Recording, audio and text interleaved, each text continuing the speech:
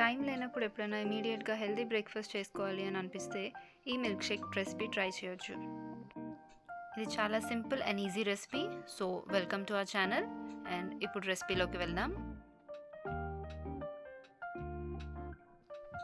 ఒక జార్లో సోక్ చేసి పీల్ చేసిన ఆల్మండ్స్, అలాగే సోక్ చేసిన క్యాష్యూస్ అండ్ సోక్ చేసిన రైజిన్స్ వేస్తున్నాను.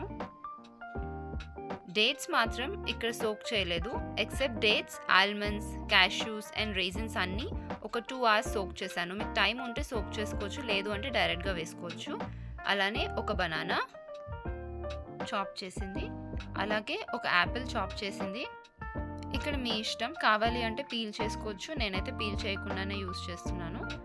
దీనికి 1 cup ఆఫ్ మిల్క్. ఇవన్నీ బ్లెండ్ చేసి మనకి ఇష్టం ఉన్న డ్రై ఫ్రూట్స్తో గార్నిష్ చేసుకుంటే simple and quick breakfast ready. కావాలి అంటే 1 teaspoon హనీ యాడ్ చేసుకోవచ్చు ఇష్టం ఉన్న వాళ్ళు. సో ఫర్ మోర్ వీడియోస్ మా ఛానల్ని సబ్స్క్రైబ్ చేసుకోండి and don't forget to hit the bell icon. Thank you for watching.